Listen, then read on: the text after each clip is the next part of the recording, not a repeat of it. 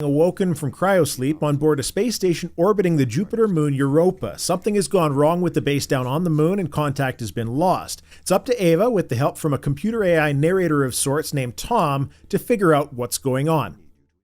The narration has a really heavy Portal overtone to it, but without the humor aspect. In Portal, the dry laughs were frequent, but in the Turing test, Tom is a much more stereotypical AI. There's quite a bit of interesting dialogue, well peppered throughout the missions, and you never really go for too long without some conversation going on, which is very well paced, just like it was in Portal.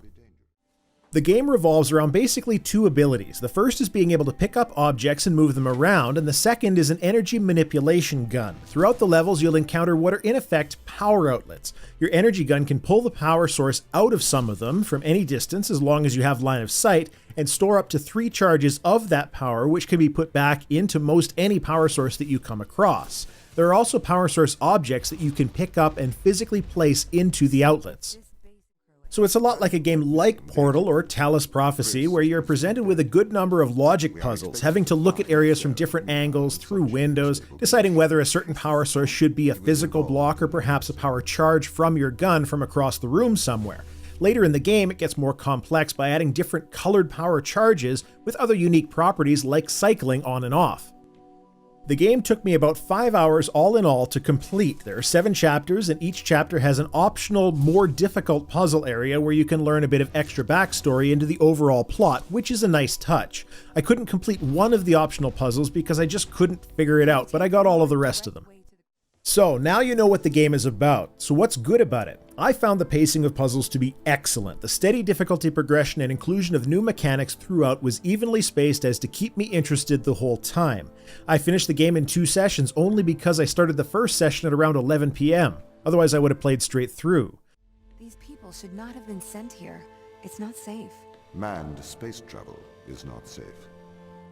The dialogue between Ava and Tom is great, hearing banter back and forth between a human and computer perspective on the importance of certain tasks and how puzzles can be solved was really good.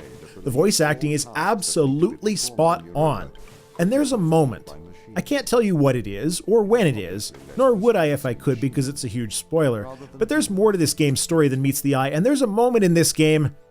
You know, I've probably already said too much. Let's just say that it's not just a puzzle game, but it's a great narrative as well, and the title of the game has quite a few meanings if you've ever spent any time learning about the mathematician Alan Turing.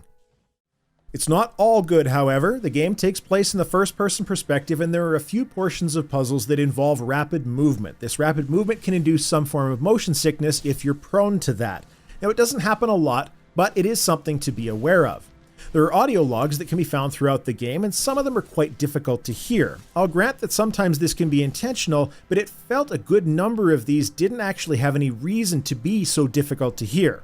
One interesting detail, though, that I felt was very clever is that you'll notice that the AI, Tom's voice, is always clear in every audio log, even if the people speaking in the audio log are somewhat staticky or more difficult to hear.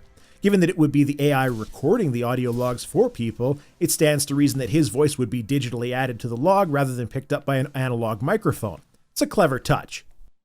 Now, I'm not sure if this is an engine issue with Unreal or the game itself, but since there are so many objects that you can pick up and look at, it does turn out to be relatively noticeable that the labels on transparent objects frequently disappear when you're trying to get a closer look at them. For a game with so much backstory available to players who explore a little bit, this can present a bit of a problem. Let's talk about performance and options. Your options menu has most of the options you would expect from an Unreal 4 engine game. Field of view ranges from 60 to 120, standard resolution and full screen windowed options, VSync, crap like motion blur, etc. The only real problem here in my view is the simplification of anti-aliasing down to low to ultra option rather than letting you select individual anti-aliasing types that you might prefer. Volume sliders for music, voice, and sound effects. Something to consider here is that on my system, I had to really drop the music and sound effects sliders down because the voice was mixed really low. I had to do that in order to actually hear the voice in some situations. An interesting option under gameplay is streaming load. This is a feature in the Unreal 4 engine that allows you to load the next level in the background so that it's ready to go when you approach. It felt quicker to load levels, but I didn't directly measure the time, so I don't want to make an empirical claim here. Controls are very basic first-person shooter options, but are fully rebindable on both keyboard and on gamepad. And as far as performance is concerned, the vast majority of the game ran at a lovely 60 frames per second. I'm playing on an i7-5820K with 16 gigs of RAM and a GTX 970. That 60 frames per second was only a majority of the time though. It's worth mentioning that about 5 or 6 times during the playthrough, I had a section here or there that a significant frame rate drop happened, as in down to probably 10 to 15 frames per second, which would last for a few seconds. It's not a deal breaker, but it does seem to indicate there was a bit too much being rendered out of view at the time, which isn't great optimization. Personally, I think the game looks good, but then many games before this have done the sterile white texture style design, which, let's be honest, even Portal didn't have amazing texture quality. There are a few places where it really stands out as poor textures, but for the most part, it's fine in my opinion.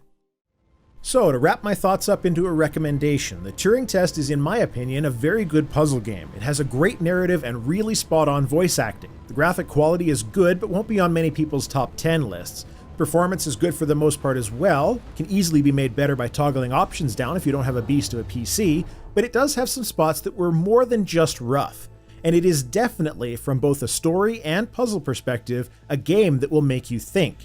This is a title that I absolutely do recommend. I had a great time going through it, and while there isn't very much for replayability here, not every game needs to be replayable over and over ad nauseum. This has been a review of the Turing Test by Bulkhead Interactive on PC. It releases on Steam and Xbox One August 30th for a $19.99 US-based price tag. My name's Tarmac. You can follow me on Twitter at Gnomecast and subscribe here to keep up on content releases. Thanks for watching. Cheers.